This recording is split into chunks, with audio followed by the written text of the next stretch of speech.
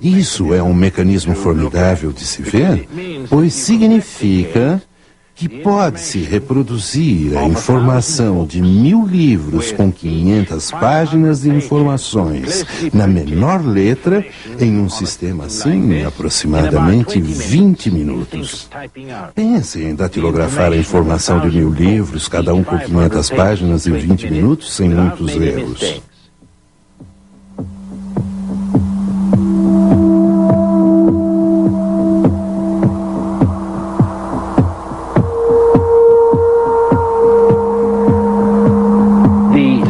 A segunda coisa mais importante com respeito a isso, citada no livro da vida, é que as moléculas têm a capacidade de lerem a si mesmas.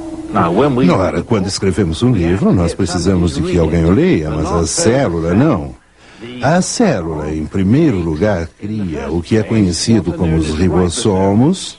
E esses ribossomos são proteínas complicadas que montam esse caracol duplo que chamamos de moléculas DNA. São eles que as montam. E ao montarem os segundos espirais, eles sentem as informações. Nós podemos ler isso com nossos olhos e podemos senti-los com nossos dedos. Então temos duas maneiras para ler esse livro do nosso jeito de fazer isso. Mas na célula, o ribossomo monta a segunda estrutura e enquanto tateia onde está, lança fora as proteínas escritas na linguagem química para formar você.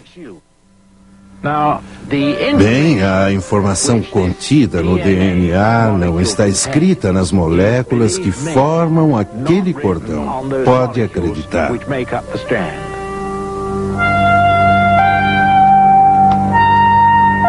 Os bioquímicos descobriram que existem 10 elevado a 87 modos de agrupar os átomos na molécula humana do DNA.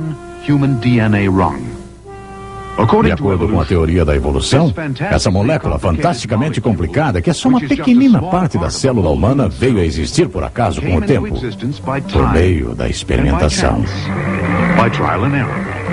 Será que isso pode acontecer na prática? O problema é que só existe uma combinação das 10 elevado a 87 maneiras em que isso funcionaria para a reprodução. Lembre-se que 10 elevado a 87 significa 10 com 87 zeros. A maioria dos evolucionistas dizem que o universo tem menos de 10 a 20 bilhões de anos de idade. Você sabe quantos segundos existem em 20 bilhões de anos? Menos de 10 elevado a 18 segundos. Então, mesmo que uma combinação de tentativas fosse feita a cada segundo por 20 bilhões de anos, não haveria tempo suficiente para se conseguir essa molécula em todos os anos que os evolucionistas dizem que o universo tem. A célula, contendo tamanha química como essa, não foi criada pela pura química das moléculas que as formam. Portanto, eu creio firmemente que existe um autor que transcende o material da matéria dos quais esses cordões foram formados, que primeiramente criou a informação necessária para formar uma célula, então nela escreveu, aí então impôs nela um mecanismo de leitura e execução que a própria célula constrói a partir das informações que o autor nela armazenou na criação. Então eu fico, como cientista, convencido de que a pura química de uma célula não é suficiente para explicar as atividades de uma célula, mesmo que suas atividades sejam químicas. As atividades químicas de uma célula são controladas pela informação que não reside nos átomos e moléculas daquela célula.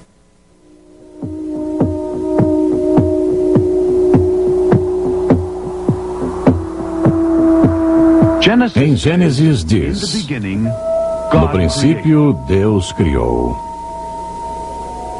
Ele criou matéria do nada. Ele tomou aquela matéria e formou vários tipos e formas e formatos diferentes. Células viventes, pequeninas criaturas de uma única célula ou mais. Ele criou insetos, como essas formigas, sempre ocupadas em suas vidas rotineiras. E, é claro, os pássaros voadores, como essa gaivota. A Bíblia diz que uma inteligência externa criou a matéria e criou a vida.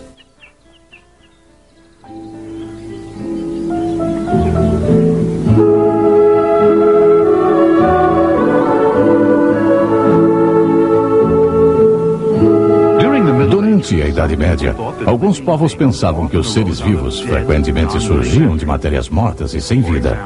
Por exemplo, pensavam que os sapos surgiam do lodo e da lama num brejo e que os vermes surgiam de carne em decomposição. Essa ideia de conto de fadas era chamada geração espontânea. As pessoas acreditavam que as minhocas, os insetos e muitas outras criaturas tinham sido formadas pelos materiais em que viviam. Um cientista do século XVII tinha uma receita para criar ratos pela geração espontânea.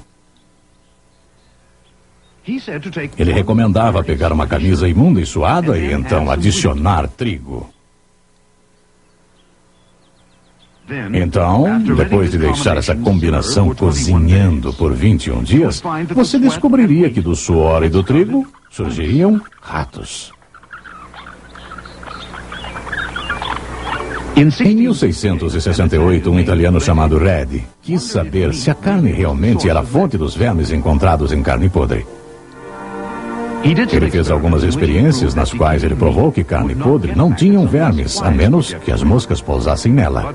Mas poucos lhe deram atenção. Foi o famoso cientista francês Pasteur que mais tarde provou conclusivamente que seres vivos nunca aparecem de matéria morta e esterilizada. Em outras palavras, vida sempre surge da vida. Os cientistas estão tão convencidos disso que eles já instituíram isso em forma de lei científica, a lei da biogênese. Porém, o evolucionismo naturalista é baseado na ideia de que a vida teve origem espontânea de matéria sem vida.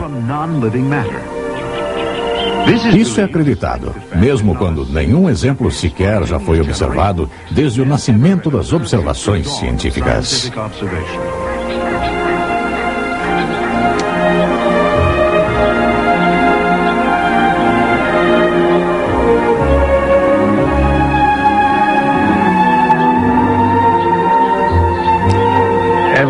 Os evolucionistas pensam que a vida surgiu espontaneamente de uma sopa primitiva. Eles acreditam que a atmosfera da Terra, na hora em que a vida surgiu, era uma atmosfera reduzida e constituída de amoníaco, vapor de água e gás metano. Acreditavam que se um relâmpago passasse por uma mistura desse tipo, os blocos básicos da construção da vida surgiriam espontaneamente. Em Chicago, Miller e Fox, nas séries de experiências que executaram há uns 20 ou 30 anos, tentaram repetir isso para se provar experimentalmente. Então, colocaram uma mistura do gás metano, amoníaco e vapor de água e passaram uma corrente elétrica por ela e conseguiram um número de aminoácidos que são os blocos de construção da vida. Ora, pensavam que esses aminoácidos iriam mostrar que a vida, ou os precursores da vida, surgiriam espontaneamente sob tais condições. E, portanto, eles proclamaram, e o mundo científico até hoje acredita, que haviam dado experimentalmente os primeiros passos na produção espontânea da vida. Porém, será esse o caso? Bem, não há dúvida que eles produziram aminoácidos, contudo, será que esses são os aminoácidos que podem ser usados para a vida? A resposta é um notável não, porque a vida necessita dos aminoácidos do tipo esquerdo exclusivamente, e não os do tipo direito para produzir suas proteínas. Considerações semelhantes se aplicam na produção de moléculas do DNA que necessitam ter exclusivamente moléculas direitas e não esquerdas. Ora, a vida não poderia usar essas misturas porque a química estéril não é correta. Notoriamente esse é o caso, porque como eles produziram uma mistura racêmica, a vida não poderia surgir espontaneamente numa sopa primitiva desse tipo. A química estéril está errada.